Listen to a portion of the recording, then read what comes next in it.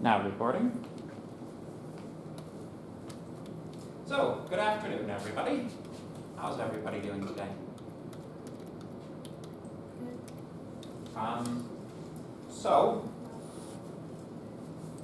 my plan for today's class, I would like to introduce assignment 1 to you.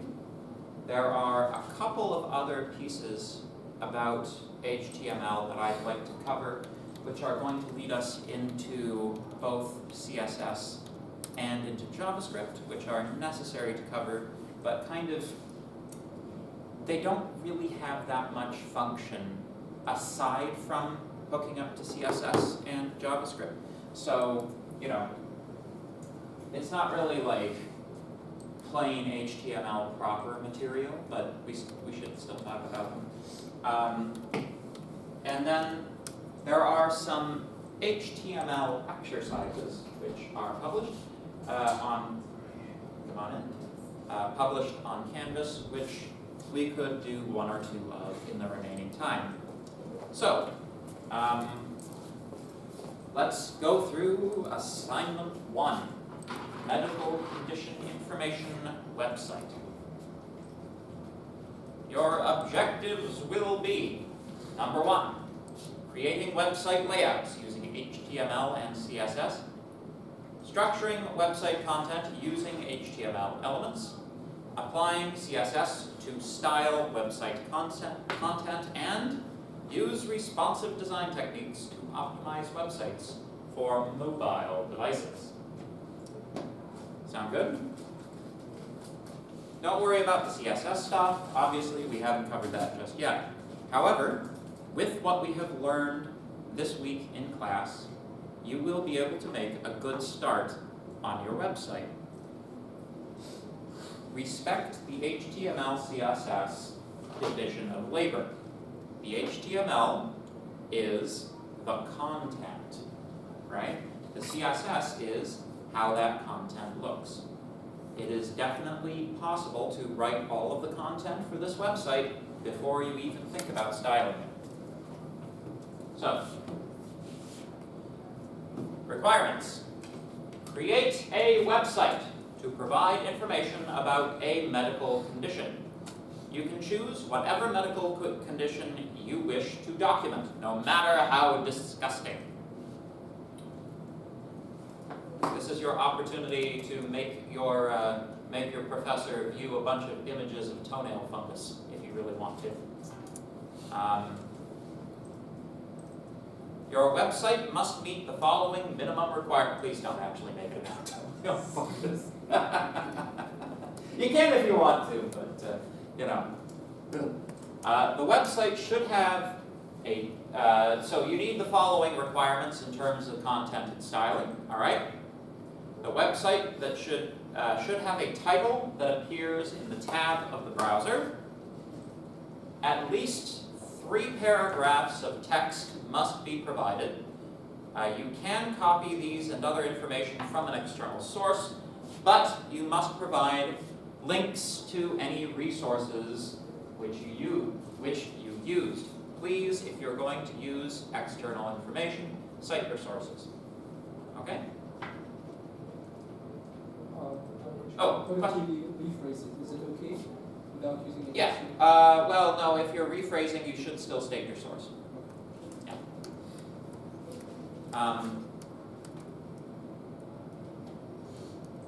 Yes. 3 levels of subheadings should be used. That is to say, you should use 3 different levels in combination with the, presumably your title will be an H1. So use a few more other heading sizes aside from H1 inside of your document. 3 images must be present. 1 must be centered, 1 must be right aligned, and the other left aligned. Let me just write that on the board so I don't forget to show you guys how to do that.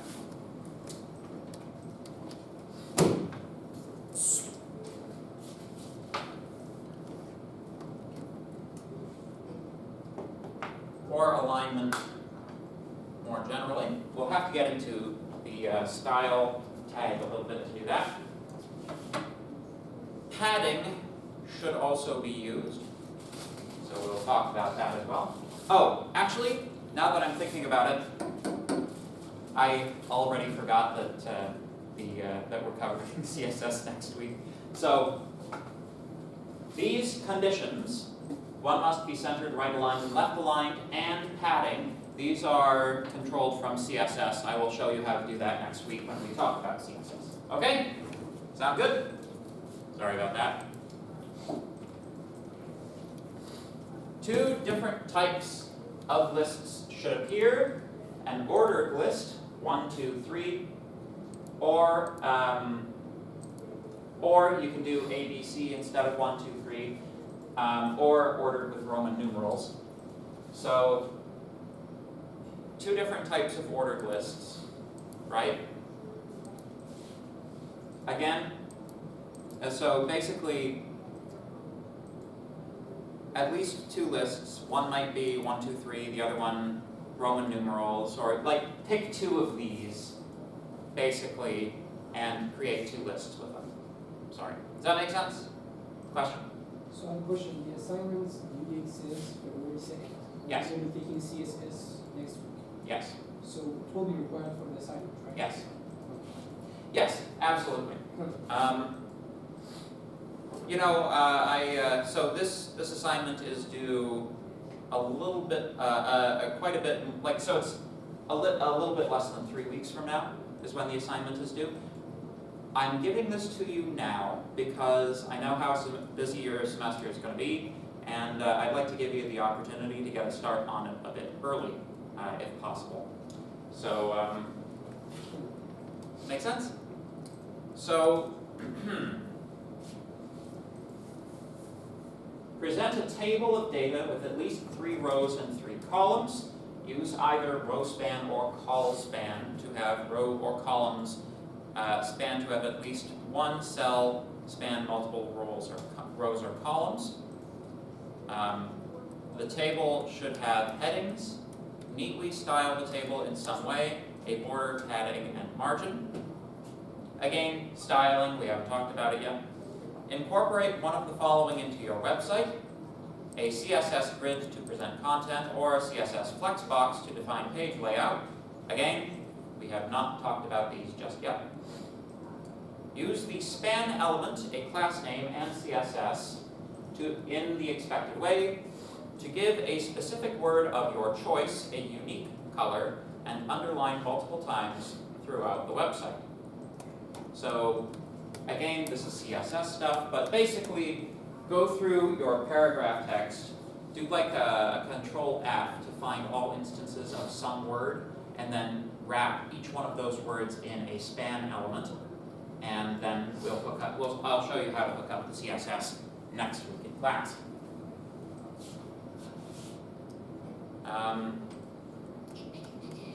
This is a bunch of CSS stuff as well. I'll go through this a second time once we've done the CSS, so that we can, have a bit more knowledge in our brain what this is actually expecting of us. And then responsive design. So basically, up to the point that we currently have in the course, you can pick what your topic's going to be, produce your 3 paragraphs, and when I say paragraph, I mean paragraph, like one sentence does not a paragraph make, all right? I expect some meaty, chunky paragraphs. I want more paragraph on the page than heading, if you please. The lists and the table and the images, all of that you can put together right now, okay?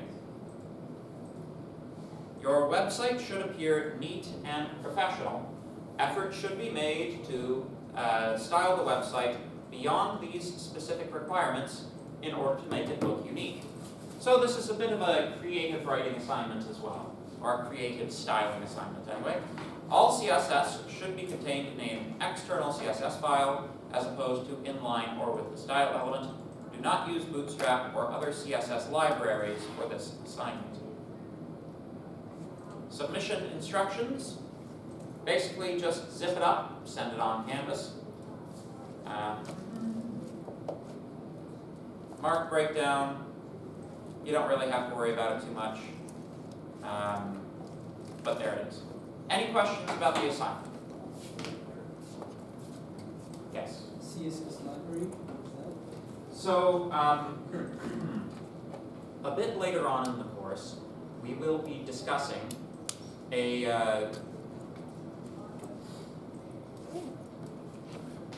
like the term library in the case of computing generally means a bunch of definitions that you're importing from somewhere, right? So if I'm, back when we were doing Unity, using system.io is a library provided by the system to do input-output. Basically, what a CSS library is, Bootstrap is the CSS library we will use. It's a bunch of additional definitions that make your life easier, right? For this assignment, I want your life to be hard, all right? So basically, you should have some experience using the basic CSS constructs before you then move to the thing that makes all of that, takes most of the work out of it, basically. You should have to do the work before you get the thing that takes the work out. So you appreciate your toys. And that's basically it. For example, there's really no need to learn CSS Grid or Flexbox if you know how to use containers in Bootstrap. It takes pretty much the work out of it, but it's all still based on that in the back end. So yeah, basically. Does that make sense? Okay. It's not too painful. It's somewhat painful, but it's not excessively painful. Good. All right. Any further questions? Can we start the assignment now and do the HTML part and then later do the styling? Precisely so. You now know enough to put together the content of your website. It's not going to look like much because you don't have the styling rules, but you can certainly put together all of the content of the website this weekend, or tomorrow, or whenever it is that you do your homework. Yeah, but we do it using Visual Studio Code, not the ones that you showed us yesterday, right? The two apps you showed us yesterday. Oh, I believe, if I recall, yesterday I showed you two programs, Visual Studio Code and Notepad++, I think. The reason that I used Notepad++ is Visual Studio crapped out on me, right? That shouldn't be a problem on your own laptop. I'm happy for you to use VS Code for all of your assignments and all of the work that you did in this class. We are kind of in a bit of a different position than we were last semester. Last semester, you can imagine, there's not much you can do. You can't really program Unity without Unity itself, right? It kind of locks you into its own environment. Same thing with Windows Forms. C# console apps, you can step away from it a little bit, but it wasn't worth the trouble, right? To introduce yet another development environment when we were already using two, right? So here, I largely don't care what development environment you use. VS Code is a good one that is used by a lot of people. It's got a lot of useful extensions. A lot of useful extensions that you might not think are terribly useful either. There's this interesting trend of having a virtual pet inside of your VS Code, and just a little pixel cat that wanders around your screen and takes naps on your interface and that kind of stuff while you're coding. This is the kind of thing you can get for VS Code because it's fun, I guess. Notepad++ doesn't have these sorts of frills. You can program it in Notepad for all I care. Notepad doesn't have syntax highlighting though. but just don't use Word. Don't use Word, and don't use a tool that will automatically generate a web page for you, right? You must write the web page in plain text. Yeah, because, it's been the case for, as long as HTML has been a thing, that there have been, like, WYSIWYG editors for HTML documents. You guys know what WYSIWYG stands for? Right? What you see is what you get. What you see is what you get. That's the design principle behind Microsoft Word, right? If you make a heading on Microsoft Word, it actually shows you what size it's supposed to be on the page. That is called WYSIWYG design. HTML is not WYSIWYG, as when you type in an HTML document, it's like, oh, that's a heading because I can see it's inside of a heading tag. I don't know how it looks until I render the web page in a separate program, right? So it's not WYSIWYG. So yeah, I don't really care what you use, so long as your work works. If that makes sense. VS Code is a good option. Any other questions?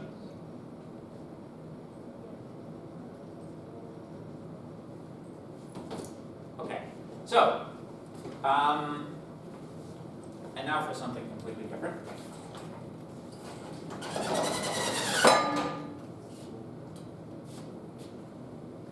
So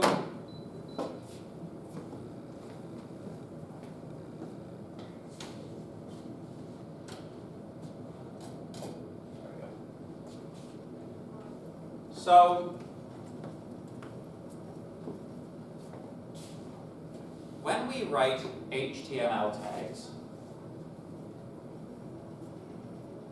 there are two attributes that are very, very important when we start talking about CSS and JavaScript that we haven't had occasion to talk about yet. I'd like to introduce them now. These are called IDs and classes. All right? This is not a class in the object-oriented sense that we talked about classes last semester. All right? You'll see how they're defined. So if I have, for example, a paragraph and I want to attach an ID to it, ID is equal to paragraph 3 .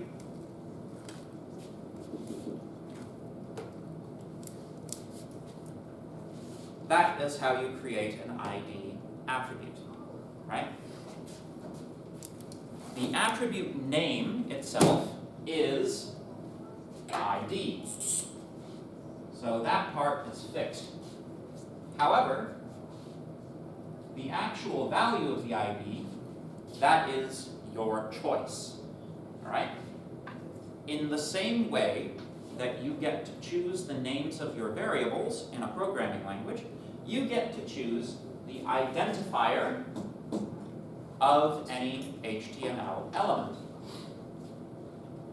Now, let's talk about the classes. So, if I had another paragraph and I wanted to attach it to a particular class, right? That's kind of the language we use. We give identification values, we give ID strings. But when we add a class, we add an element to a class. The class is something outside the element. The class is just the collection of all elements with the same class, right? But it's a different concept, like it's something beyond the tag itself, right? So, class, perhaps emphasized, oh, goodness me.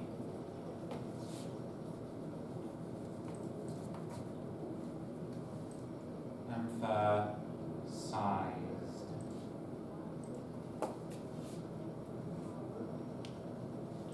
if I'm making mistakes today. We were up in the night with the baby a little bit, so I'm sure you can sympathize. So, with classes, you declare them in basically the same way that you do an ID, right? You're doing class equals instead of ID equals. But otherwise, once again, this is a string, which is a choice in the same way that variable names are choices.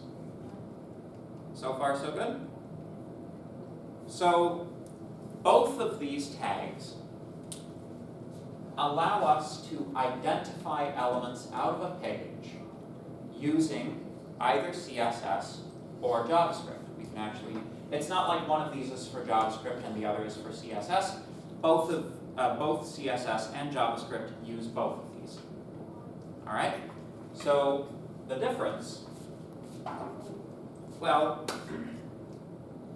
let me kick that question out to you folks. What do you guys think the difference is between an ID and a class? Take a guess.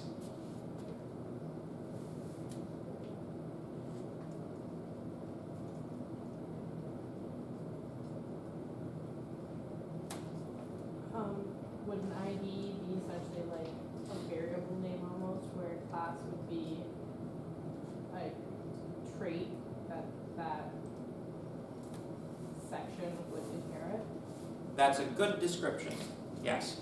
So attaching an ID to a page element is a bit like giving it a variable name, right? One thing that's very important about variable names inside of a programming language is that they are unique, right? You can't have two variables in a program that have the same name.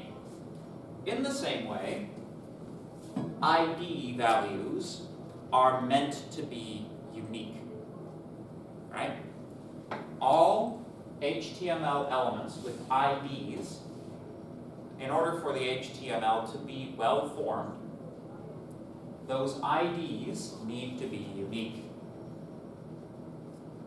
Sound good? Number two, with classes, we can't, like, that constraint of uniqueness is the thing that doesn't hold for classes, right? Many elements may be part of the same class, right? So, in this example, this paragraph is emphasized. Designing the content, we don't actually need to know how it's being emphasized, right?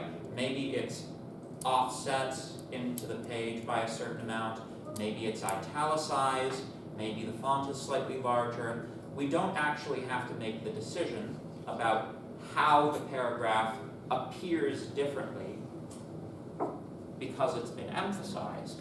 All we need to do is say, this paragraph is emphasized, and then the CSS takes care of defining what emphasized means. Does that make sense? So anywhere we want to apply the styling rule that makes something look emphasized, we simply take the element that we want to emphasize and include it in the emphasized class. Does that make sense? So again, this is kind of, as I said, this is kind of like, we're trying to like transition gracefully into CSS here. This is the way you should be thinking about how CSS works, right? I write a rule that dictates style for some elements of the page, right? I can apply that rule to different elements of the page using classes and IDs. We will see how to do this next week, but it is very important to understand that classes and IDs are attributes of tags, IDs are unique, classes are shared. Does that make sense? Any questions? Don't worry, you will get plenty of practice with this. Okay? Good. So,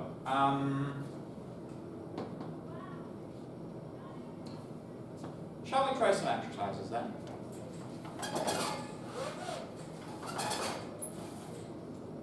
Oh man, there was like one other thing that I wanted to say, but I think I forgot what I was going to say. If it was important, it'll come back to me.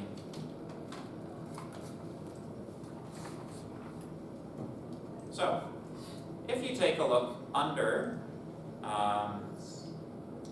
assignments, you will find a category for, oh yeah, thank you.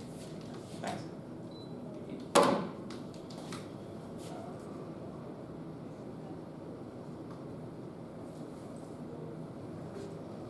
Under assignments, you'll find a category for practice. Practice 1 HTML. There you go.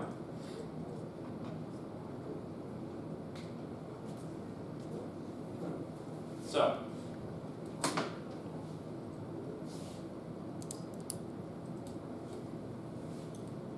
we've got, I think submissions are closed on this, but if you want, I can open up the Dropbox if you want me to take a look at your practices, at your practice assignments. Excuse me. Let's see here. Let me just open up submissions. Clear, clear, clear. Save. There we go. So, number 1, create a web page that displays a quiz question. For example, what year was Mohawk College established, as well as 4 potential answers in an ordered list. Each answer in the list should be a hyperlink. The correct answer should send the user to another page that displays correct and displays an image, like a check mark. The incorrect answers should send the user to another page that displays incorrect and displays a different image. For example, a red X. Shall we take the next 10 or 15 minutes and you guys can make the quiz question website? Sound good? I have to admit, when I read like the opening sentence of that, I was certain they were going to ask you to do like forms, right? So, as extra credit for this assignment that has no credit, repeat the same thing, but rather than having it as just links in an ordered list or an unordered list, do a form. Don't worry about like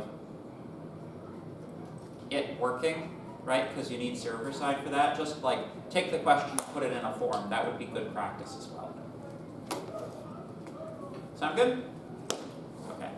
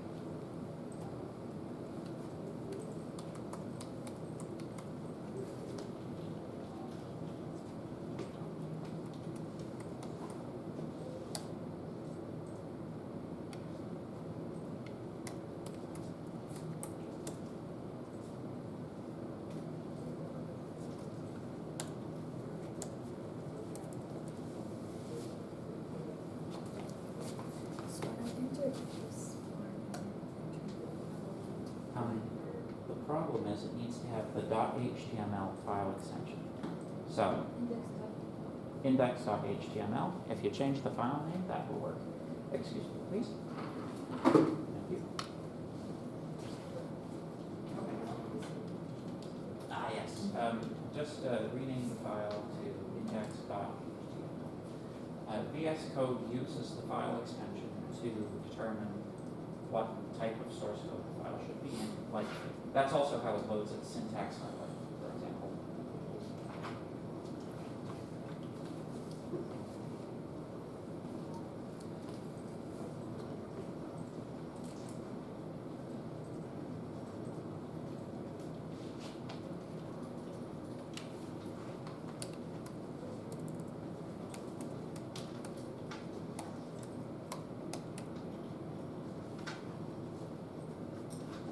May I correct you? Each of these, you are intending, those are the list items, right?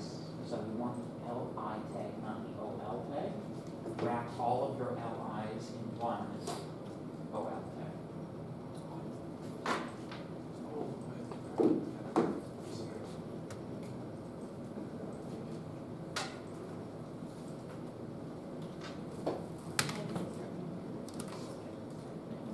Sounds good.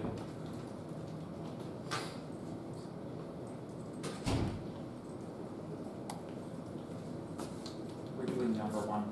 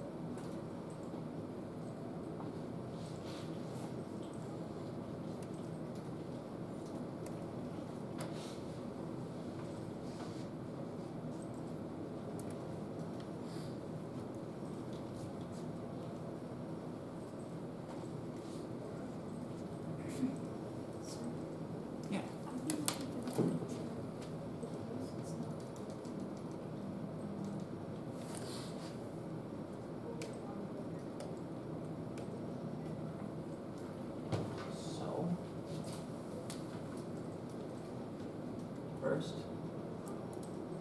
you close the tag over there. So, Oh, I leave it open only when I want to like later and process something. yeah, exactly. Yeah, you leave it open when you're defining an attribute. Okay. Otherwise, you close it. So this is the difference between like the attributes attached to a tag and the contents of the tag. Right? Thank you. You're very welcome.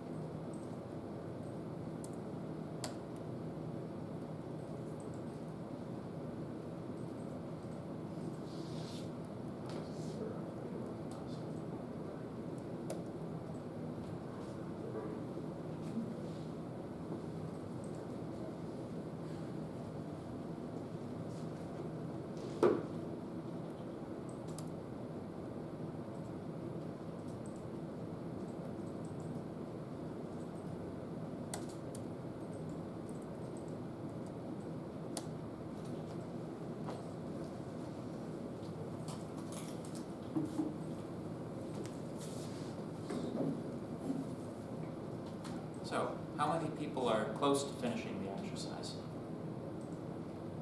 How many people have finished the exercise?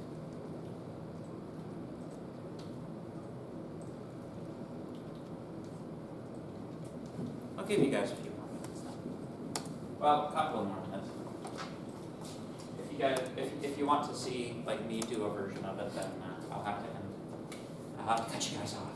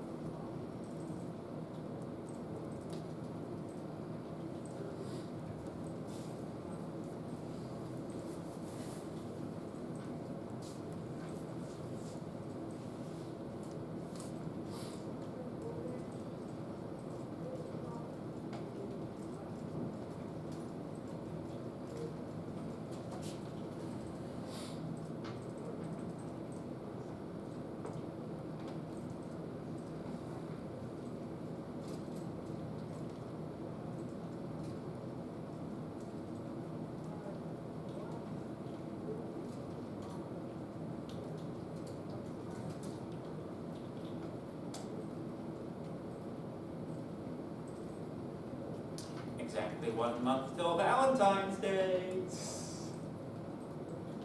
Can you believe it's mid-January already? Yeah. Feels like yesterday was New Year's. I know, right? We're not really.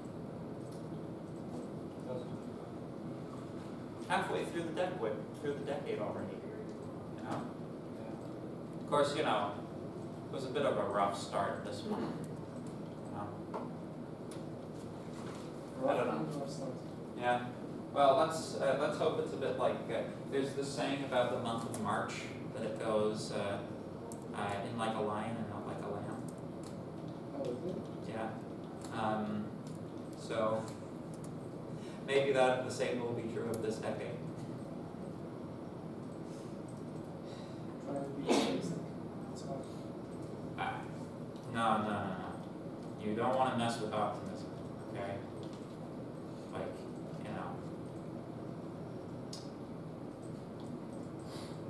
I was going to make a joke about substance abuse, but the substance is optimism. You know? It's like, you don't, like, do you really want to be happy, like, all the time? Yeah. How exhausting would that be? You know? Jeez. All right. I think I'm going to do my version on the board now. Feel free to work on yours if you're still working on it. But in the interests of concluding the class, I'll produce a version now. Index.html. So we know that we need the index page, which is the sort of page containing the question. We will also require two additional pages, correct.html and incorrect.html. So with the quiz question itself, pop quiz.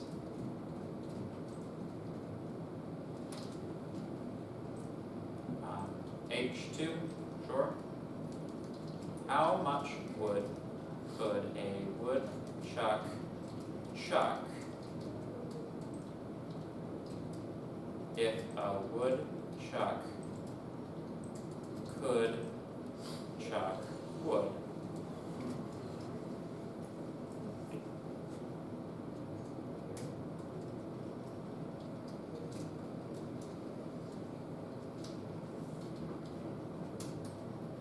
I suppose I want a, do I want an ordered list or an unordered list?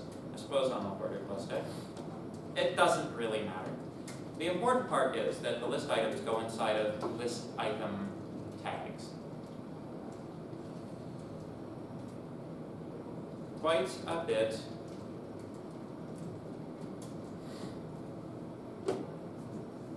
Not as much as you might expect.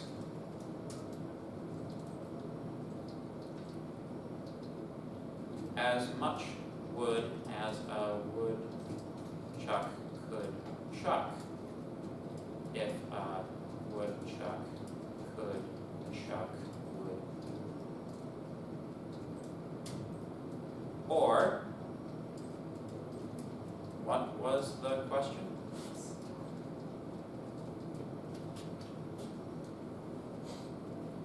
So, the important bit about this, another fundamental about this exercise is that we are making these into links. So, inside of our list items, these will now become links, referring to either the correct or incorrect page. Don't forget to close the tag.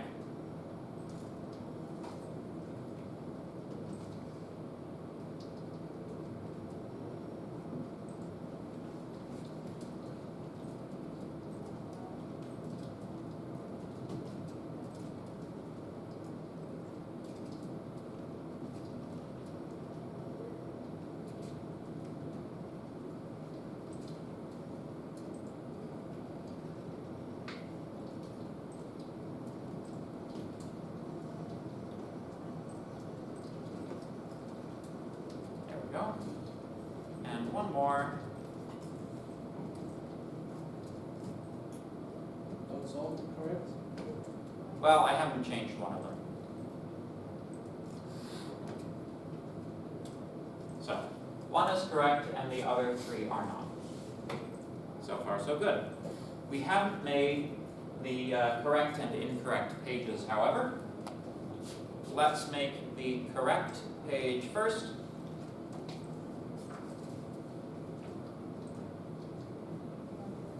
Call it correct. Let's get an image.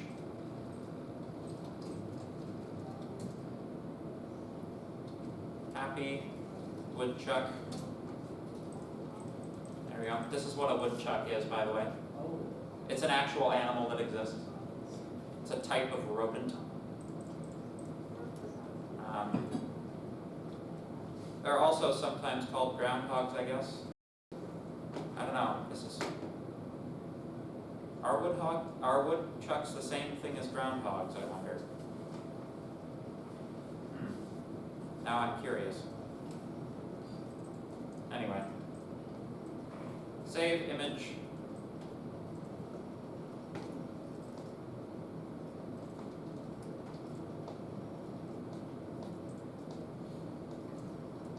correct. .jpg. Angry woodchuck. There we go. How's that for you? I don't know. That looks pretty good. That's pretty angry. There we go.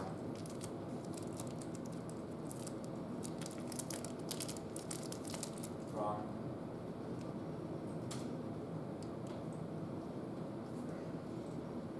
So, correct. We create an image tag.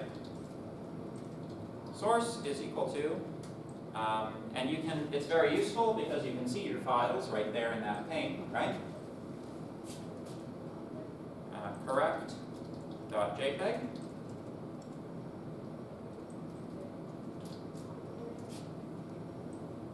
And incorrect is essentially the same, except we are importing the other image. Image source is equal to wrong.png. There we go. So now, if we quickly load this, as not much time is left in class. Firefox. Well, this will work. How much wood could a woodchuck chuck if a woodchuck could chuck wood? Quite a bit. Not as much as you might expect. As much wood as a woodchuck could chuck if a woodchuck could chuck wood. And what was the question? So it's actually kind of a silly quiz because if you just hover over the links, you can see which one is the correct answer. But this is an incorrect answer. There you go. And this is the correct answer. Happy woodchuck, unhappy woodchuck. So there you have it. Any questions? Anything anybody would like me to go over again? So, following on to this, looking forward into the course using my magic crystal ball. Next week we're going to do CSS. This looks very plain and ugly, right? With CSS, we can pretty it up quite extensively. It's actually kind of magical, the amount of stuff you can do with CSS. You can even do animation with it, which is kind of cool. After our unit on CSS, we will move straight into JavaScript. And remember what I said at the beginning of the course, JavaScript is one of the big ones. So, please, please, please take some opportunity to this week, practice and cement the HTML skills that we have been discussing in class, as you will require a firm foundation in HTML going forward. Ultimately, everything refers back to HTML. The purpose of CSS is to style HTML. The purpose of JavaScript is to make HTML dynamic. The purpose of PHP is to get the right HTML together, or send information to JavaScript, which is ultimately putting it back in HTML. HTML is the final endpoint of the website with respect to the end user. So it is the most fundamental of all of these languages. Thank you very much for your time and attention today, folks, and I'll see you next week.